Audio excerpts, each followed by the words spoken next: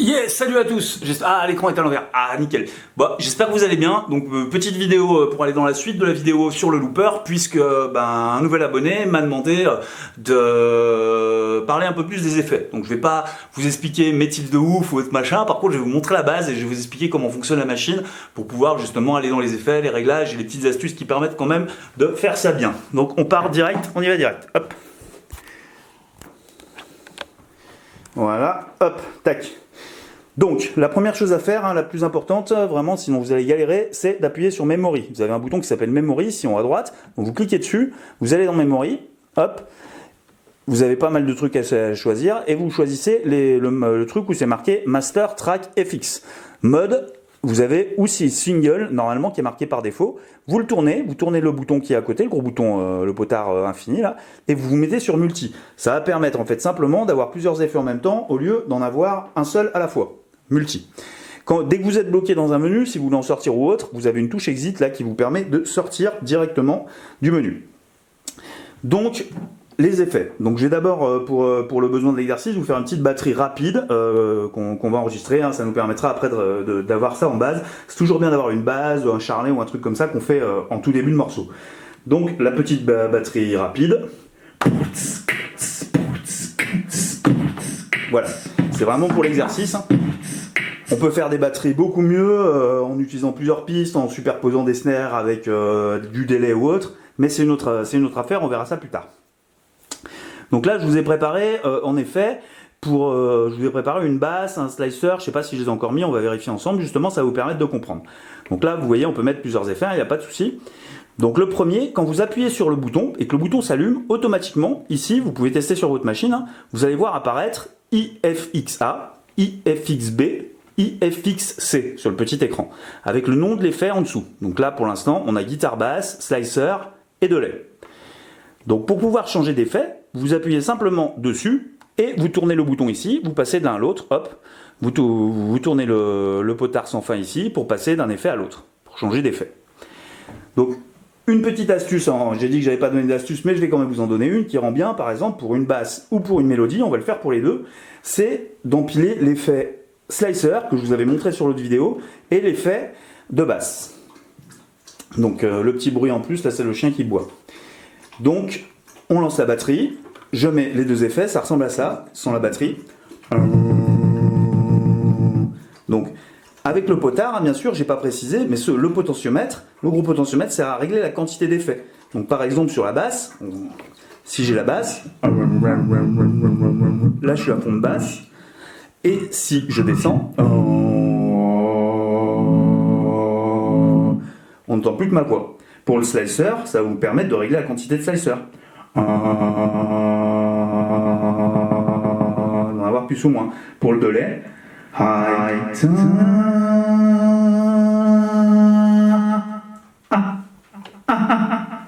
pareil, ok? Donc, slice, on va se faire la ligne de basse en empilant la basse et le slicer.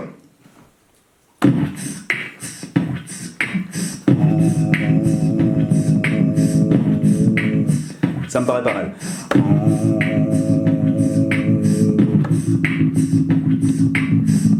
Vous entendez déjà? On a une basse qui a déjà un peu de gueule, quoi. C'est autre chose qu'un simple comme ça, quoi. Donc on va faire pareil pour la mélodie. Donc je vous enlève la basse pour que vous puissiez mieux écouter. Pour la mélodie, on va simplement se mettre une reverb. Et notre effet slicer.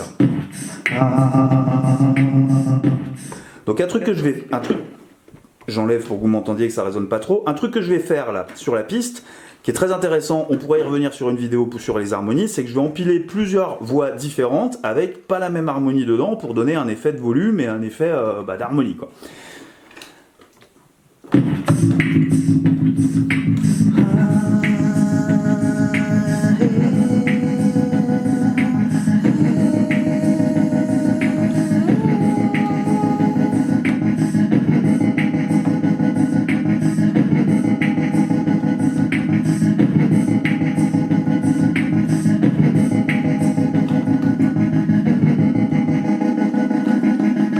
Voilà, je pense que vous saisissez un peu le principe. Un conseil que je peux vous donner, là on le voit, c'est quand même pas tip top quand on a sur la basse le même effet de slicer que sur la mélodie. Donc on peut par exemple simplement sur la basse rajouter, mélanger les deux effets. Là je vous rappelle, j'avais mis 3 effets, j'avais mis la basse, j'avais mis le slicer et j'avais mis la reverb. On peut se mettre la basse et la reverb, ce qui va donner un truc très atmo. Vous voyez? Allez.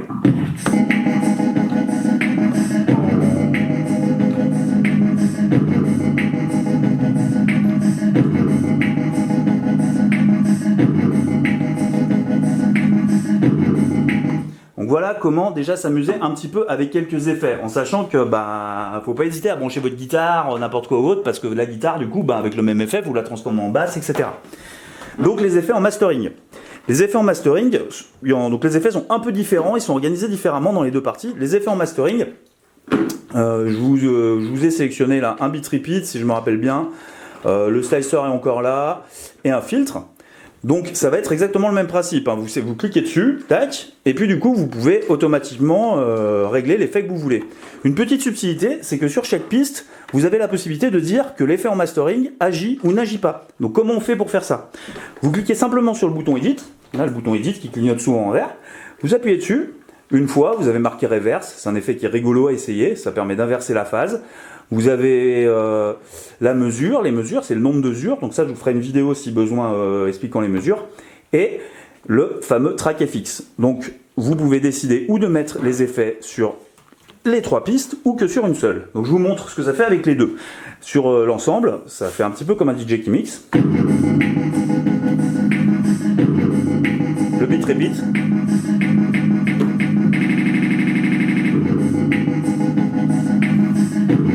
Vous voyez, il y a aussi une boucle qui tourne, donc il peut vous aider aussi à savoir où en est votre musique, pour pouvoir faire votre remettre au moment, enlever l'effet au bon moment. Le slicer.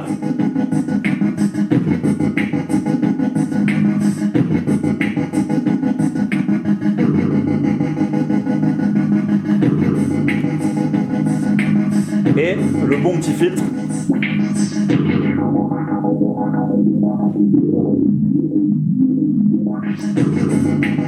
Voilà. Donc comme je vous disais, on peut décider aussi d'appliquer les effets uniquement par exemple sur la rythmique. Donc là on va le laisser tel quel, on. Là j'appuie dessus, donc j'appuie plusieurs fois si mon track FX n'apparaît pas, mais là il apparaît, il s'est déjà armé. Donc je tourne la molette, hop, track FX off, je retourne la molette, track FX off, et là j'ai plus que de l'effet sur ma batterie. Vous allez voir le rendu, c'est très intéressant.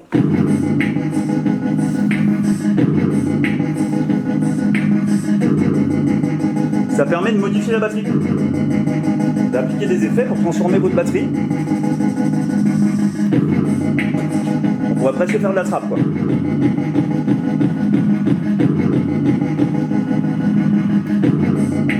Ok ?